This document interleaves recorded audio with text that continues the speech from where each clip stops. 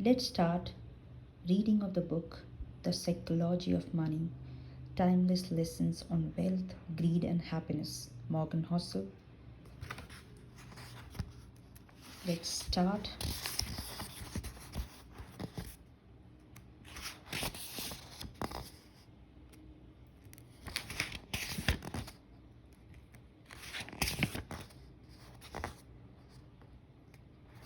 So this is an interesting contents in this book. Introduction is the greatest show on earth. First, let's go through that.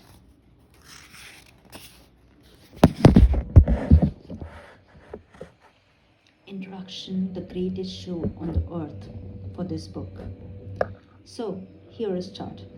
I spent my college years working as a valet at a nice hotel in Los Angeles. One frequent guest was a technology executive. He was a genius, having designed and patented a key component in Wi Fi routers in his 20s.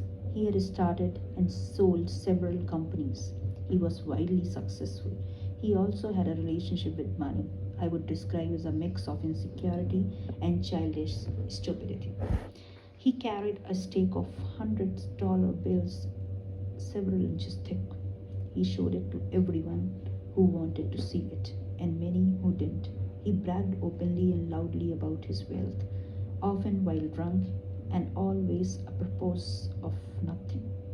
One day he handed one of my colleagues several $1,000s of cash and said, "Go to the jewelry store down the street and get me a few thousand gold coin."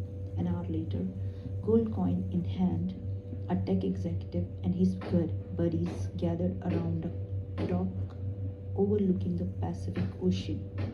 Then they proceeded to throw the coins into the sea, skipping them like rocks, crackling as they argued whose bent furthest, just for fun. Days later, he shattered a lamp in the hotel's restaurant. A manager told him it was $500 lamp and he would have replaced it. "You want $500?" the executive asked incredulously, while pulling a brick of cash from his pocket and handing it to manager.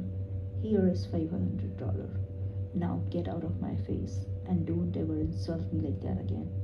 You may wonder how long this behavior could last, and the answer was not too long. I learned this year later that he went broke. The premise of this book is that doing well with money has a little to do with how smart you are and a lot to do with how you behave. And behavior is hard to teach, even to really smart people. A genius who loses control over their emotion can be a financial disaster. The opposite is also true. Or